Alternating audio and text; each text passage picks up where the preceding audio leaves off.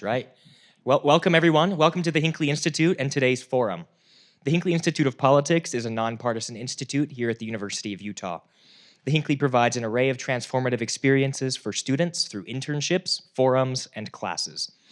Hinckley forums seek to foster public discourse and civil debate on the most current and pressing issues, bringing in local, national, and international thought leaders. This evening's forum is titled Bipartisanship and Exchange, a conversation with Congressman Blake Moore and Congressman Jimmy Panetta. We are honored to have the congressmen here on our campus today, and we also want to thank the Bipartisan Policy Center for organizing today's visit and their leadership of the American Congressional Exchange Program, which you're going to hear more about tonight. Today's program will begin with a moderated Q&A and will be followed by a moderated conversation and will be followed by a period of Q&A. First, a little bit about our guests today.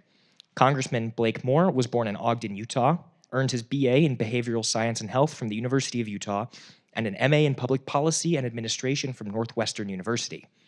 His career experience includes working as an international healthcare consultant with Doc Berry International, a foreign service officer with the U.S. Department of State, and an executive with the Cicero Group. He was first elected to represent Utah's 1st Congressional District in 2020, and currently serves as the vice chair of the House Republican Caucus.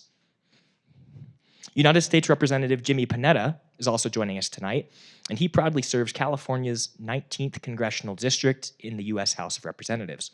His diverse and beautiful district stretches from South San Jose in Santa Clara County, over the hills into Santa Cruz County, down the coastline of Monterey County, and into northern San Luis Obispo County. First elected in 2016, he is serving his 4th term in Congress and currently serves on the House Committee of Ways and Means, the House Committee on Armed Services, and the House Committee on the Budget. He also serves as Chief Deputy Whip in the 118th Congress. Today, Congressman Moore and Congressman Jimmy Panetta will be joined in conversation by Jason Perry. Jason is the Vice President of Government Relations and Director of Hinckley Institute of Politics here at the University of Utah. Jason brings more than 25 years of experience working in the public sector, where he has worked with policymakers at the local, state, and federal levels. Please join me in welcoming our guests today.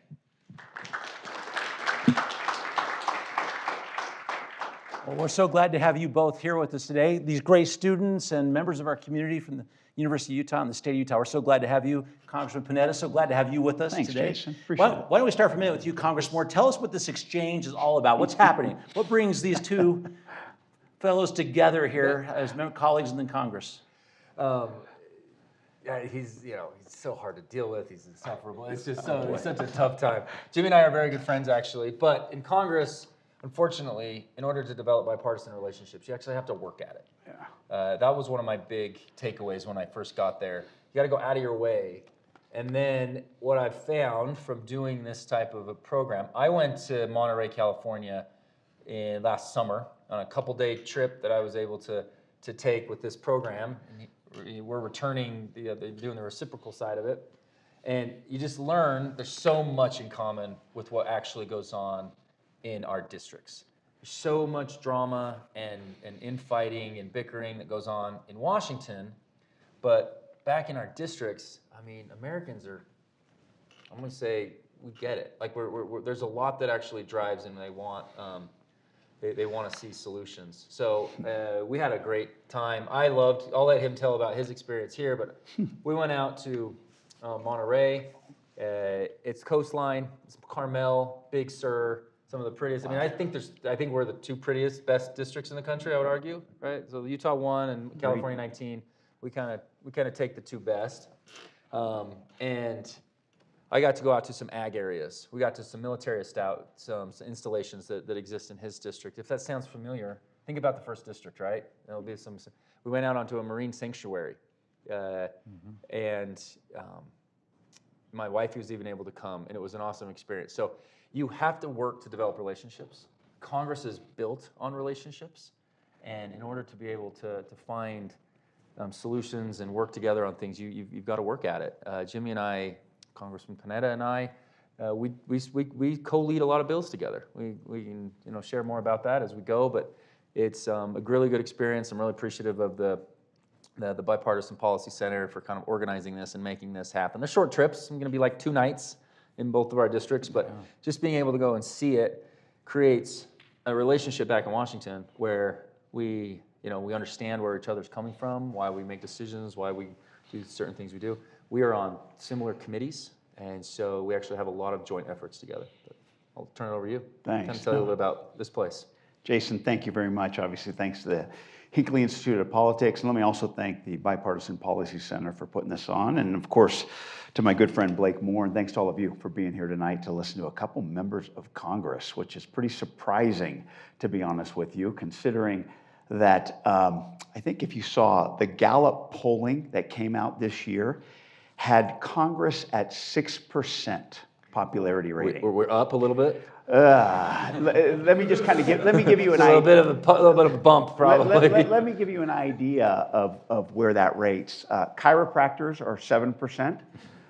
Car salesmen are 8%. And this last one really chapped my hide. U.S. senators are 9%. That's horrible. I know. So it really says a lot that you're actually here, and it gives me hope that hopefully you have some interest in what we're doing, especially when it comes to this topic of bipartisanship. It is, what Blake said is spot on. It's real easy to go back to Washington, D.C. and just kind of hide in your party trenches, vote the party line, come home, do your casework, do your constituent services, get reelected, and just kind of go right along like this, kind of flatline. But in order to actually get stuff done, I firmly believe you have to have relationships, not just with your party, you have to have relationships with the other party and people in the other party as well.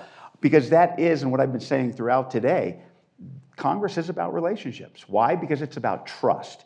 That's a key ingredient in order to get things done. It really comes down to that. So these types of exchanges in which Blake comes to my district, I come out here to the 1st district, obviously develops that relationship, develops that trust, but also the empathy that is needed in order to get along. So as Blake told you, yes, we have a lot of beauty in our districts, and we have a lot of bounty.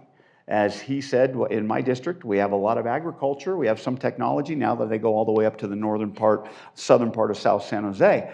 But at the same time, what I learned here, I can't believe how much manufacturing you have in this district. It's unbelievable how many jobs are out there. We got out on the Great Salt Lake. It was great to see the beauty of the Salt Lake. It's amazing to see the hospitality industry that you have here, very similar to Monterey, Carmel, Big Sur, Santa Cruz. We have that as well, and the efforts that are necessary to maintain that by protecting our beauty and protecting our environment. So Blake and I, despite our differences that we're gonna have, okay, because we're in a political, he's a Republican, I'm a Democrat, he comes from Utah, I come from California, we're gonna have our differences. But the fact is that these types of trips, as well as our friendship, help us find our similarities. And it's those similarities that we end up working on together in order to come together, create legislation, author legislation, introduce legislation, and ultimately, knock on wood, when we can pass legislation. Blake and I are on the Ways and Means Committee. We're on the Budget Committee. And I'm on the Armed Services Committee because of the military installations in my district. Obviously went up to Hill Air Force Base today, and we saw that. So we worked together on those types of issues. And so it shows that basically those committees, to me, demonstrate the type of legislators we are. Let me make something clear, and I think Blake would agree with me. We're not in the entertainment industry, okay? You're not going to see me on Fox or MSNBC that often, but you will see me in my district working away, serving my constituents, because that's what I'm about. And I feel the same about Blake after what I saw today. He's about the 1st Congressional District. That's his job, to represent the people. And so the committees that we're on are actually very bipartisan and really work to get stuff done and to be in the legislation industry. This is an interesting conversation about bipartisanship, because I think there's a perception that maybe that doesn't exist so much. Right. That mostly it's conflict that we see that's sort of paralyzing Congress. Maybe give us an idea about that perception, if it's true or not true in your mind, and maybe some of the things you two have done together that bridge that divide. Yeah, absolutely. So it is obvious, it's very much a perception that there's no productive work that gets done back there. The media, they thrive on that. That's what creates clicks. That's what the echo chambers want you to hear. And so there is a lot of that. Now, there's a lot of things that are frustrating to Congressman and I about an inability to get some things done. We could talk about some of those particular bills, like the like the tax policy. The tax policy is actually very bipartisan out of the House, and we're running into roadblocks in the Senate. But so there is definitely frustrations, but there's an overwhelming amount of bills that pass along what's called suspension votes. So we suspend the rules. You don't even have to debate them because they're going to pass once your team and you've vetted them with your team. These get over 2/3 vote, largely. They're very popular, right? And so that's the majority of bills that still get passed. And then, there'll be some legislation that pulls off 20 or 25 Democrats that, per their district, that really matters to them. And then when I was in the minority, there'd be a lot of bills that would pull off things that make me, that I was, in a minority number of Republicans voting for it, but it's something I believed in, and we did a lot. So there is a lot more than you expect, and definitely more than the media wants you to believe. Jimmy and I have done a Fire Sheds Act, using data to identify the most difficult areas within a fire shed, potential wildfire areas. If we could use LiDAR and some of that data, the biggest risk, and then we could use that to target and better approach prevention of that. We've done bills, the Lodge Act, Range Act. The Lodge Act is something I really like. That you go down to Moab, right? It's really tough for us to have a Park Service employee because the housing is so expensive. We're trying to create an opportunity to create more affordable housing for those individuals and those rangers. They don't have any other option. They're not out there to make a lot of money, so they're not going to be living lavish lifestyles. But they need shelter. They need a place to live.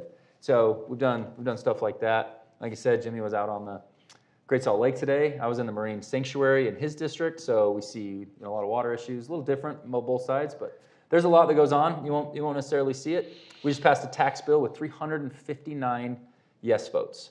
Less than 30 to 50 on either side. On some Democrats said, it doesn't do enough on the child tax credit. Some Republicans said, it does too much on the child tax credit. A lot of quibbling going on. This was a bill that passed with 359. Probably the most important, we would argue, because it's our committee, but we think it's one of the most significant pieces of legislation that we could do. This Congress, for sure. Yeah, this Congress, for sure. And we have not shut down. We got through the debt ceiling.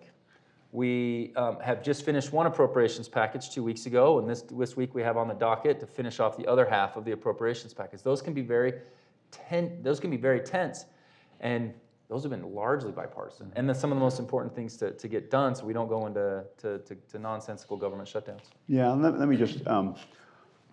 One of the other things that we did, so like I said, Blake wasn't able to stay on the Armed Services Committee, but he had friends on the Armed Services Committee. So he came to me with a bill that helped one of your manufacturers here in the 1st District. We were able to get that bill into the Armed Services Committee because I led that, being a member of HASC, putting it in the National Defense Authorization Act. So that's just kind of an example of how relationships lead to partnerships, which lead to legislation and getting stuff done. So we're very proud of that. Look, in regards to your initial question, Jason, about what people see and how they feel about Congress, I get it, man. I get it. I mean, this term more than any other that I've been in 7 years now, going into my 8th year, I should say. This term more than others, people have come up to me and said, how the hell are you dealing with all the craziness that's going on back there? And I get it. I mean, if you turn on the news and what you see is, it's sort of kind of succumbed to like a middle school atmosphere. And what do I mean by that? Well, if you follow Congress and the antics of Congress members closely, you'll know what I mean. We have members who like to pull fire alarms. Okay, that's true. A member of the Democratic Party pulled a fire alarm. I'll let you ask him why. We have members that bully each other in the hallways. Former Speaker McCarthy was alleged of elbowing a member that voted against him or voted to vacate him. And we have members that go to movie theaters and grope their dates. Apparently, that's what Lauren Boebert did. If you saw that video, who would have known that the video in that Denver theater was so good? It's like you can't make. It does sound a little bit like middle school. Exactly, yeah. and like you can't make this crap up. But we had a guy named George Santos who made crap up every single day. So I mean, this is what we're dealing with in this environment. But what I got to remind people is that stuff, despite the craziness that we've seen, stuff has actually gotten done. Okay, and you just look back to the 117th Congress and the big bills that we got done, that got us through COVID, that gave us the foundation to deal with inflation with the American Rescue Plan, that helped us invest in 10 years of investment in our infrastructure with the IIJA. Realizing that we can't rely on other countries to produce semiconductor chips, we passed the CHIPS and Science Act. We then passed the largest investment in human history to reduce our carbon output with the IRA. Oh, and in that bill, we reduced healthcare costs for the ACA. We capped out-of-pocket expenses for those on Medicare at $2,000 a month and those at insulin on $35 a month. What else did we do? We passed the PACT Act for our veterans, making sure that those exposed to toxic fumes when they were deployed actually get the services that they deserve from our VA. We actually did something on trying to reduce gun violence with the Safer Communities Act, investing in our mental health, investing in red flag laws, and investing in our school security. What else did we do? We codified same-sex marriage. We codified Asian hate crimes. And we made sure that Juneteenth is a national holiday. Every one of those bills except two were bipartisan. Big, monumental, historic bills that are actually going to affect our future. That was just done a couple years ago. A lot of people don't remember that. We live in a Snapchat society. We forget stuff over and over and over. Not necessarily a TikTok society, but if we want to bring that up, we can talk about that. We used to. It might not go over so well in this crowd. But we have to remind people that basically, despite all the craziness, stuff's getting done. And it's getting done in a bipartisan fashion. Talk about a couple of those bills. I want to talk about this tax bill because this not just, but this was an overwhelming majority of people voted for this. Yeah. Was there something? Maybe tell us about why that one was successful, and maybe something to that and a couple of these other bills you just mentioned. What is maybe even not unique to those things, but what is that core characteristic of those bills that brought bipartisan support to them? Yeah. So the tax bill. The last few years, there's been some provisions that were very traditional in our tax code, and those had sunsetted.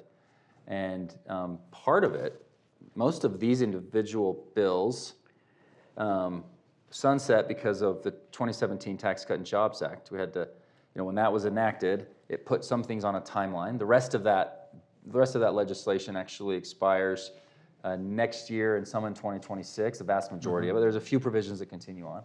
But they had to put some on the chopping block that no one really wanted to put on the chopping block. That's your R&D tax credit, your bonus depreciation, and your EBITDA, so you can do interest deductibility. Those particular things are something that Republicans felt like they had to put on the chopping block to be able to get that legislation done, but knew that we wanted to address them again. So this year we had the opportunity to deal with those three main things. We added a small business bill that I led.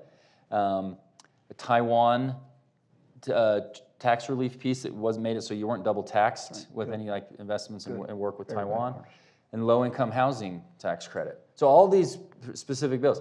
Then those were for the most I would say all of them were bipartisan. In fact, they each individually had sort of a bipartisan co-sponsorship, but they were led by the Republican majority, and we knew that we had to self-correct because it was largely our bill that put them on the chopping block.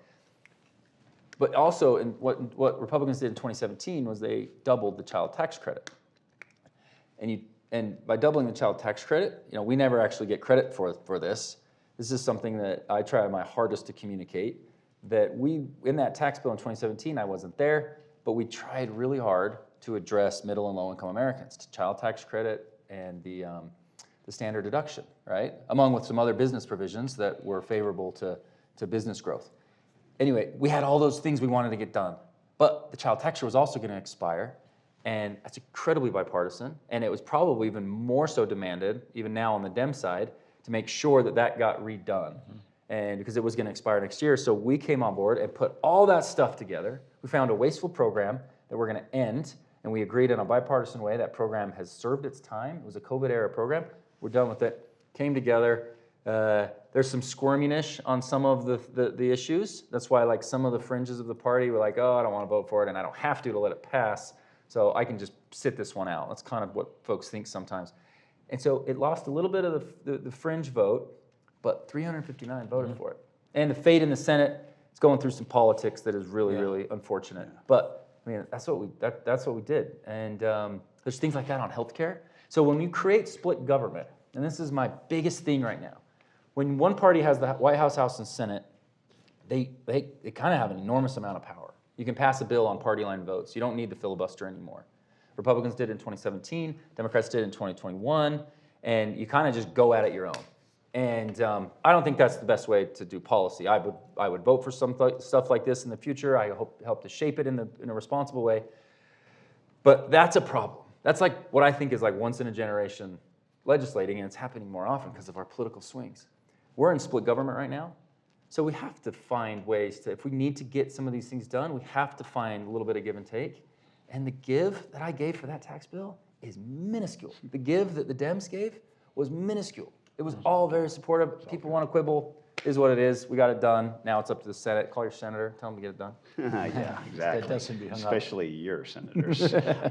Romney will be all right. Yeah, exactly. Look, just quickly, it was a deal, okay? Child tax credit, making sure that people in low income who have child, need child care, they get that tax credit for the R&D tax credit. Basically saying if you're a small business or even a corporation and you make improvement or you make investments in research and development, you get immediate expensing. Not 5 years down the road, but immediate expensing. So these are very popular items in both parties. And so it was kind of a deal one for one to do it. And then we also added in low-income housing tax credit, which is huge. Tax credits to incentivize the development of low-income housing, great. And then also an aspect of it, the fourth aspect of it, these four things of this bill, is basically making settlements. If you received a settlement from a natural disaster, it's tax-free. Yeah, that's right. So right now, if there's a fire in California and PG&E started it, and we sue PG&E and we get a settlement from PG&E, I get taxed on that. We're going to make that tax-free. So and as Blake said, it's all paid for. It's paid for with the ERTC, basically eliminating that, using that money to go into these things. So very, very good bill. Passed overwhelmingly in the House, out of the Ways and Means Committee. Passed overwhelmingly in the House of Representatives. Now the Senate's dealing with it. And the problem is, as Blake said, there are politics coming into play, and that you have basically it's the senator from Idaho, Crapo, is basically is not excited about it, and I say him because he's the ranking member of the Finance Committee where this bill goes through. He's not excited for it. He's talked bad about it, and now you have a leadership game going on with who's going to take over for Mitch McConnell, and so they're using this as a way to show their Republican bona fides and that they're both no's on this bill. And so they got to work it out right now in order to get past these politics and actually put up a bill that's really good on policy for the people. So hopefully they can do that. And Blake's right, and I'm right. Call your senator, please. Let him know to do the right thing on this bill. So there's a couple other things that are sort of create the environment to get some of this work done. There's a lot of bills that just that go through like a 5-year authorization. And the farm bill comes up for that. FAA, so all of our policy that dictates, our air traffic control, things like that. Those things come due. FISA is another issue. They come due and they have to be reauthorized by Congress. I love the fact they have to be reauthorized because it gives you a chance to go in and address them and work on them and find compromise. We're doing a lot of really good work on FISA in a bipartisan way to find reforms that need to take place to that particular apparatus in the intelligence world. And we're staring down the barrel of 2025. Where a lot of the Trump tax cuts, the Tax Cut and Jobs Act, that was largely a Republican-only bill, a lot of it is coming to expiration in the next year. And so it all depends on what the type of environment is, and who's in the White House, who's leading the Senate, who's leading the House. Do we stay in the majority? We have a 2-seat majority right now. Does it flip? All this kind of stuff. And then that dictates the most important thing. And you know what? It won't be the most important thing because the media doesn't want to talk about tax. It's boring. They want to talk about everything else. But seriously, guys like Jimmy and me, we're literally just neck deep in trying to make sure we deal with this policy type of stuff, and we're trying to work through these issues. We can address this in a bipartisan way. If you go one-party rule, there's going to be a reckoning with it too. We'll see how it all plays out, but it'll be fun to watch. And I'm sure I'll come back up and do another lecture here and keep you all posted. We'll have you. Yeah, and it's going to be cool to be on the committees. So we're on the Ways and Means Committee. That's where it's going to be done. Yeah. I want to do a connected policy issue here. Our students talk a lot about what they're hearing on government spending. All right, there's something we hear about a lot. You know, where the money is going. We've got inflation. It's more expensive for everything. We got tuition connected. Everything is just more expensive. And our students are looking at some of these spending patterns, wondering what the plan is.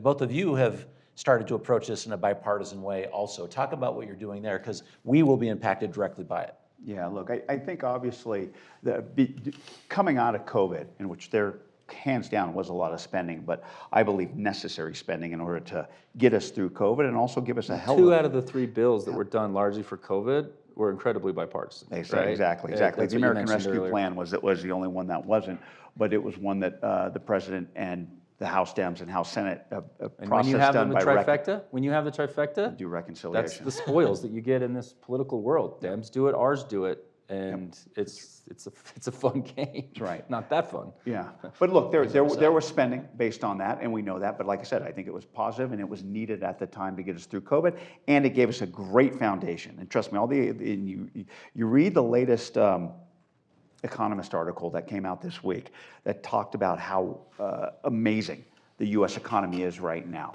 A lot of that has to do with the spending that we did, the investments that we made in this economy, and will continue to develop and be felt as we go forward. But with that spending, obviously, we're dealing with the fiscal component of it. That was that was the fiscal part of it. But then we have the monetary aspect of it as well, and the high interest rates. And the problem with these high interest rates that we're seeing right now that was put into effect to cool the economy was that basically we're paying a huge amount on our debt and deficit. And we cannot sustain that anymore. And so we have to address, I firmly believe that we have to address our debt and deficit. Because trust me, a while back when people were talking about, we could spend as much as we want, money was cheap. I get it. Interest rates were very, very low. And so that was actually okay. But right now, since they're so high, we're spending too much and we can't afford to spend too much, because if we continue to spend too much, we'll take away from our actual investments into our economy, into our country. So we have to do something with it. And that's why Blake and I are on the Bipartisan Fiscal Forum, BFF as it's called, where it's a group of Democrats and Republicans who want to be at the table to discuss what we can do to reduce our debt and deficit. And from that, we came up with this Fiscal Commission Act, basically making sure that there is a commission that provides solutions to how we reduce our debt and deficit. Blake can talk about why that's important. I'll save that for you to talk about. But it's important because we need to have these types of conversations with everybody at the table, but more importantly, all options on the table. So we're not just talking about cuts and spending, but you've got to talk revenues as well. What's that mean? Taxes as well. So at least have those conversations, and then with that, you're going to have a trigger to make sure that the House has to vote on it. The Senate has to vote on it. So we've heard of fiscal commissions before. Nothing happened on them because there was no trigger to do something about them. This bill that we passed out of the Budget Committee, I was one of 3 Democrats to vote for it, basically is now stuck on the House floor, but it provides that trigger that I think is necessary and should get up for a vote on the House of Representatives. Yeah. We anticipate if this process plays out, it could actually be more bipartisan than what it was in our committee. We're in the majority right now. We get to drive a little bit of the messaging. We get to drive the narrative. This was something that Jimmy did that was incredibly brave. He believes in it, and I know other people on the Dem side of that dais also believe in it, but it's a little bit risky. Left-leaning groups are out there saying this is a way to cut Social Security. Right-leaning groups are out there to say this is a way to raise taxes. Exactly. So we're all taking it from all sides. That's probably a hint you're doing something right. You're creating some drama. You're creating some strife back there. And I always say to folks folks that are looking at some of the Republican or the conservative commentary, saying, "Oh, why did you vote?" I wish I could legislate from behind a teleprompter. Right? I hear some of these folks say this type of stuff. Oh, you don't need this. You just need to grow the economy to cover up. And I'm like, okay. I get that, but how? We have to legislate. We have to find ways to we have a 60-vote threshold in the Senate. We have a House of Representatives, got a very narrow majority, but it's very, there's a lot of high elbows and a lot of, infighting going on to try to get. you know you're probably barking up the right tree if you've got those talking heads out there saying something about it. We want the Committee for Responsible Federal Budgeting, of which Jimmy's dad, Director Leon Panetta, who I've had the opportunity to get to know. He's an incredible public servant. The last person to balance the budget, he was the chairman of the Budget Committee. So he was Clinton's budget director. He was a congressman, a very centrist congressman, and had an amazing track record of just doing, I would say Midas touch type of things. He was over the CIA when we captured and killed Osama bin Laden, and then served under SecDef, repealed Don't Ask, Don't Tell. Like he's just done some really, and that's his dad, and so he's got a cool legacy. And so he was brave enough to support that bill. I think we'll get more Dems on that once we get this thing set up, because they'll see that it's sincere. So we want an equal number of folks on it. We want solutions. There's going to be things that are easy for me to vote for, things that are going to be tough maybe, but it's we haven't passed in the House yet, so we can't put the pressure on the Senate. We'll see. We're going to keep pushing it. Before we take some questions from the audience, so get ready. Just one more connected. You're about to start talking about this stopgap funding for defense. Yeah. It's expiring on March 22nd, I believe. So you're going to have to start working on that, the defense funding. Where do you see that going? Is this a bipartisan approach that we're taking to that, to the Department of Defense? Busy week. Yeah, no, we have the second part of the budget that we have to pass. We split it up last time, and we did 2 CRs for 6 of the 12 bills. For 6 and 6, last week we passed 6 of those bills. This Overwhelmingly bipartisan. Oh yeah, exactly. Overwhelmingly Exactly. bipartisan. And this week we have the other 6 to vote on. Keep our fingers crossed. I think most of it will be all right. What we're hearing is that there's one area, the DHS, Department of Homeland Security, where there's some issues, and that's obviously the border. What happens there, we're going to have to figure out. But the other 5 areas, including the defense, hopefully we can pass and actually pass a budget for fiscal year 2024. The big issue with that, obviously, is for Hill Air Force Base and for my military installations. It's how these installations can operate, how the DoD can operate. They can't do it under CR in the sense that they can operate, but they're at last year's funding level. And so they're just kind of stuck, and they can't make the investments that they need to. Hopefully we pass a budget and give them the amount of money. When he says the budget, these are the 12 appropriations bills. Thanks. They constitute less than 25% of the actual budget. It's only $1.5 trillion, $1.6 trillion of a $6.2 trillion budget. So that other $4.5 trillion is the stuff that Jimmy and I want to work on Ways and Means. It's your Social Security, it's your Medicare, it's your Medicaid. We have a portion of Medicaid, like the tax side of it. It's split between another committee. Some of the welfare programs, we've got to strengthen them. I took Jimmy to Welfare Square today for the Church of Jesus Christ. They run a really great welfare program. There's really good ideas out there, and we've got to be able to right-size some of that. But we're running $1.5 trillion deficits too, right? So we've got to be able to figure out how to get it all in whack. And I think about my kids every day. Like, if 40 cents on every tax dollar that they spend or that they submit in their first job in 15 or so years, if 40% of it's going to just pay the interest, right? Interest is going to be the number 2 item on our budget starting next year. So you've got Social Security and you've got interest. So all the people that take out, T-bills and treasuries and all that kind of stuff, and other government, $34 trillion, like $7 trillion of it is to foreign entities, foreign governments. Most of it is to our own children, people that are investing in treasury yields. That's a positive way to invest, and you get that yield that's guaranteed and all that kind of stuff. But the second budget line item is going to be interest. And that used to be like the 7th or 8th. And that's a huge concern for me, because it's going to crowd out all the other stuff. That's why we've got to get after this debt commission. So, You already take a couple questions Please. from the audience? Okay, Nick's got a you microphone. can call on them. This Yeah. other Nick right here, I saw your hand. All right, So here you wait, go. just make sure you get a microphone. We'll call on you. Do you want me to stand up or? Yeah. Sure, why not? Let's just do it. So I'm a state delegate for my local precinct. CD1? No, unfortunately not. Whatever. CD4, I know. And for some reason, the political bug seems to always bite me. And it's frustrating because... My apologies. I am obviously a registered Republican, and I've gone to events to vet candidates. And unfortunately, a lot of them rely on that fringe rhetoric to Yep. get elected. And what I've seen here today is that you two don't.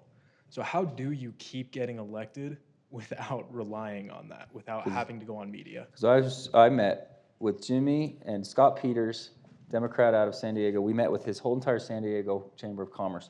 And I'll never forget what Jimmy said. And I was the junior guy there. They'd been around a little longer than me. And he said, because when I first came back here, I decided I wanted to make a difference and not a point. That's the mentality that he has. I have it. But how do you keep getting elected? Because he works his district really hard. Good governing is good politics. Don't let anybody fool you otherwise. It's unfortunate that people don't have a sense of what it means to be a public servant. And I think that's the underlying issue, is you get people who go back to Washington, D.C., or even at the city council level. They get into these types of elected offices based on a vision that they have, based on what they see on TV or what they read on social media. People got to understand that public service is a frickin' grind. It's a grind because serving people and making government work for people is hard work. But that is the most fulfilling part about this job. I got into this job because of the fact that my parents did a good job not like wrapping us up into politics, and they never really talked politics. They were kind of 70s and 80s parents where we got to kind of do whatever we wanted, and as long as we didn't get arrested too much, which we didn't. No social media then. So. Exactly, which is great.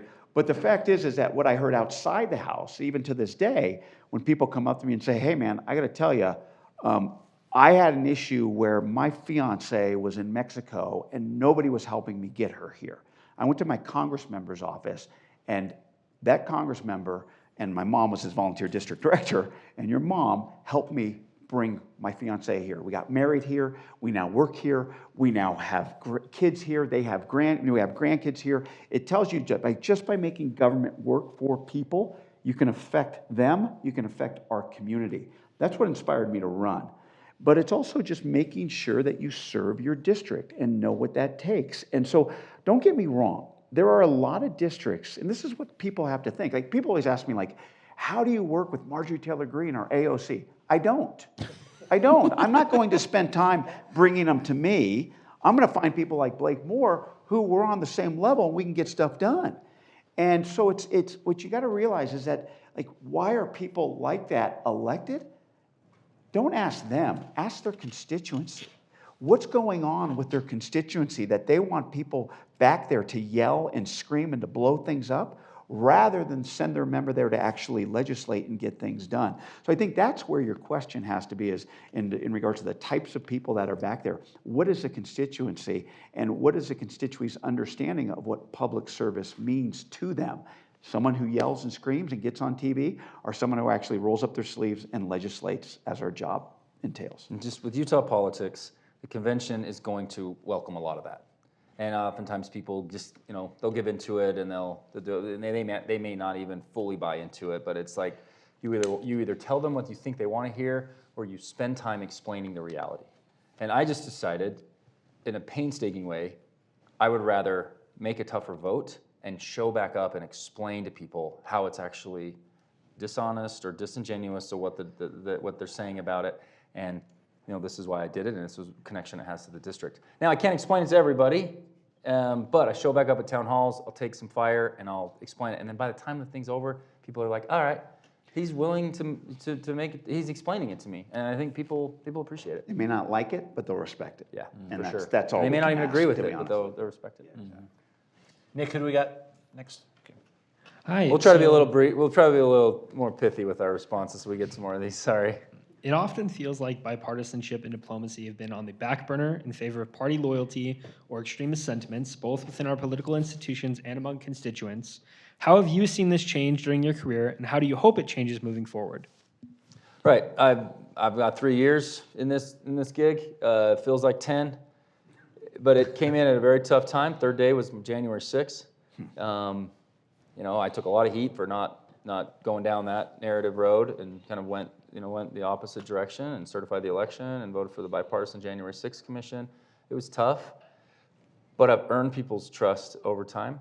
I will say though, as I watch politics, this concept of White House, House, and Senate in one party, like we're getting to the point where that's just the time that we're going to legislate. And I really, really want this tax package to pass so we can prove to ourselves that we don't have to wait until the next election cycle to get something done. And that's, I think that's the key to watch is can you still have the art of legislating? After that tax deal, Paul Ryan texted me and he said, amazing job on that tax bill, because he was our Ways and Means chairman. He's amazing job on that tax bill. That's how you legislate.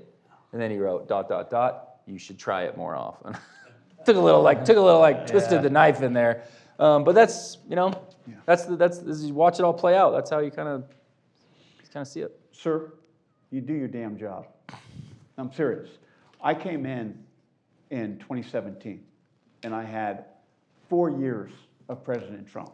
Whatever your politics are about him, you got to admit it was a freaking chaotic presidency.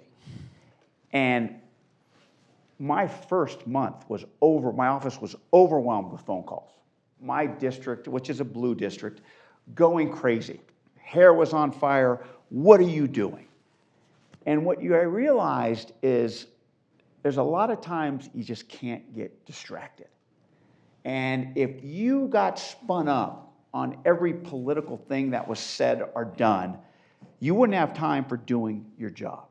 And so what you got to realize, and what I realized, and I mean this especially with Speaker Pelosi, because Speaker Pelosi, what she taught me is you legislate and you have that evidence to prove your point, because that is our underlying job, is to legislate.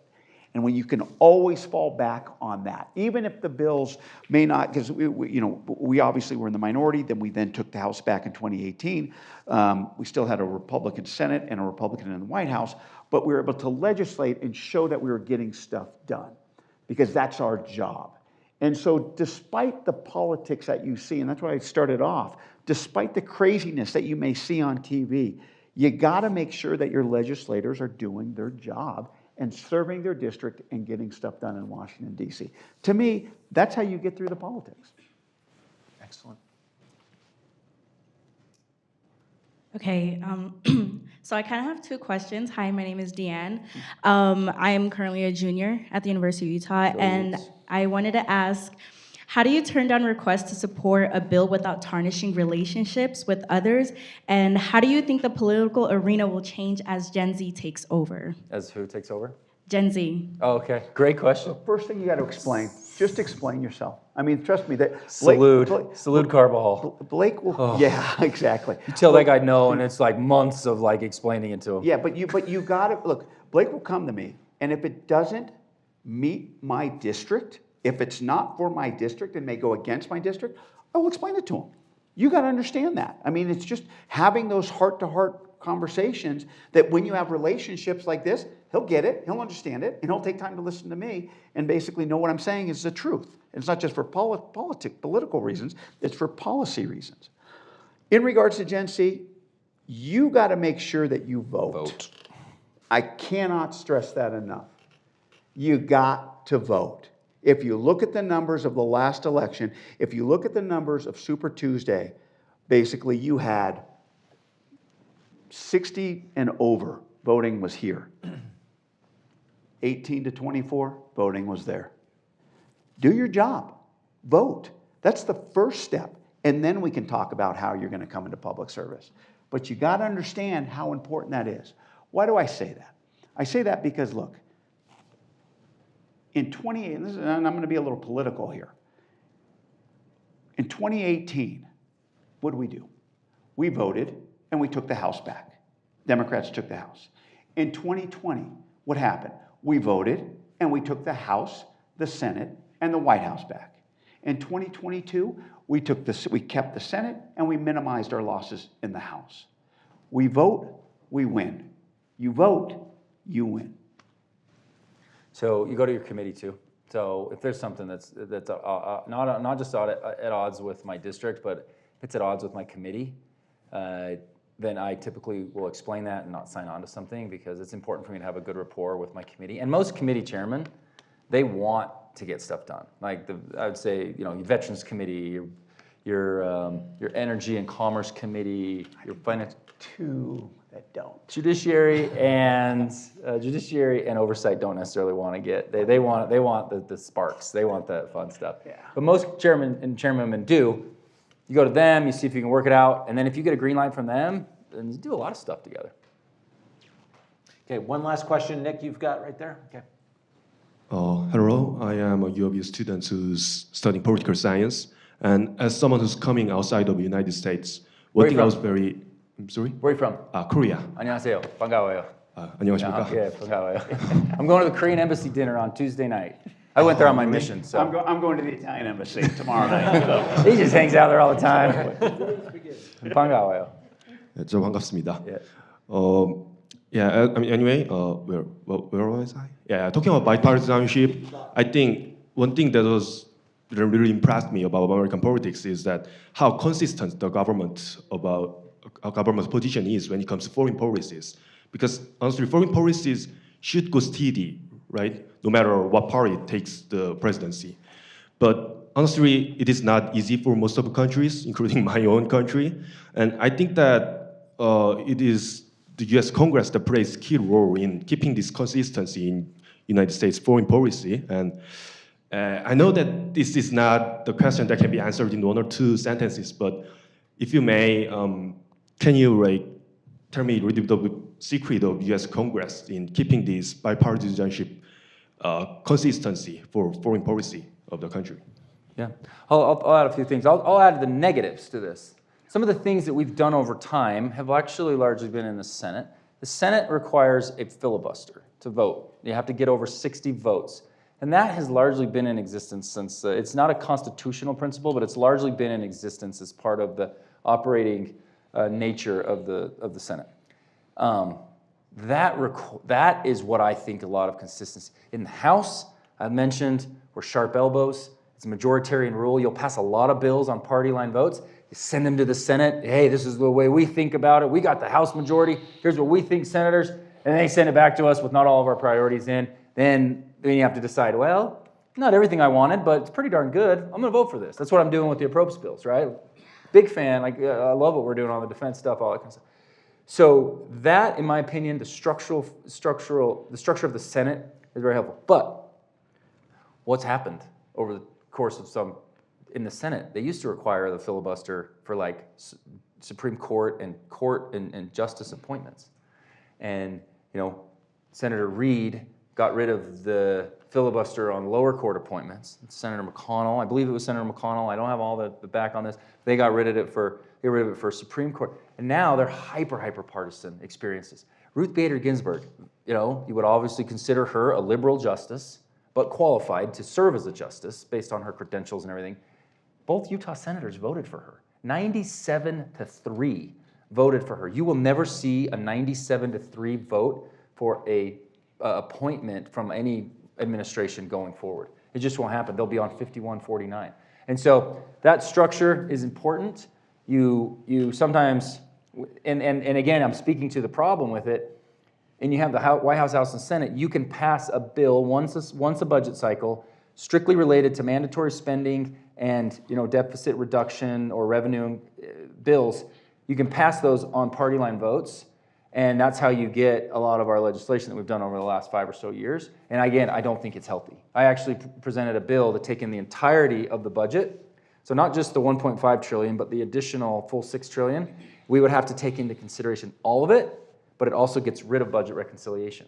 And so you have to forge compromise. You have to get this thing done, but you have to look at it in a big picture. Because if we continue to just deal with $1.5 trillion of a $6 trillion budget, folks, our deficits are going to continue to climb, and we're going to run into a really dangerous, is the U.S. dollar the reserve status of the world if we continue to have so much debt, which he and I work a lot on, and that's what we're doing in the commission. Anything to add? I went a little long. In regards to foreign policy, I think, Steny Hoyer, who is a senior Democrat in my party, and I know Blake gets along with him, real good guy. Yeah. He's always said, partisanship stops at our shores. And I'm a firm believer in that. And I think if you look at, for example, Ukraine, the 4 votes that we've taken on supplemental packages, for the most part, have been fairly bipartisan. And they were obviously started off very bipartisan, and it's kind of shrunk a little bit at the end, but it's still the 4 bipartisan bills to provide more funding for Ukraine. Similar with another controversial issue these days is Israel. That too has been very bipartisan in regards to the funding for it. And so I think it's making sure that we continue to have that attitude of, partisanship should stop at our shores when it comes to foreign policy. But obviously you need to have discussions about it, and you need to ensure that you're not just listening to your constituents, which is very important, but you have to understand the dynamics of what's going on in the country in which you're dealing with, which I think is very, very important. One of the few perks of this job is that we can travel to these foreign countries. So I've been to Israel 6 times because I felt it was a very important place to go to on a very, very complicated issue. And every time I've gone there, I felt, dang, I've learned a lot, but every time I've left there, I felt, oh man, I got more to learn about this area. And so I think people, and especially members of Congress, have to continue to have that curiosity on other nations, especially when you're dealing with foreign policy that we're voting on in the House of Representatives, and continue to make sure that it's based on facts and the policy rather than the politics. The U.S. shares a great trade relationship with Korea. You actually have the director of the World Trade Center of Utah here in the audience tonight. There's a trip that we're trying to make happen that I'm trying to get a chance to go to. It's happening whether I go or not, but I'm trying to join it to Korea. Trade is a very, very bipartisan issue. Any administration, Ways and Means will rail on that administration. You're doing wrong. Whether it's Trump or whether it's Biden, we as Ways and Means Committee make it a very bipartisan issue. USMCA, we passed the USMCA, very big bill that set the gold standard in enforcement standards of labor and environment, which is very, very important. Very bipartisan bill. Yeah. It's going to have to be the last question for the night. We're so grateful for all of you to be here. The Bipartisan Policy Center, thank you for your contribution, Congressman Panetta, Congressman Moore. Let's give a hand for these great guests. Thank you all. Appreciate being here. Thank you.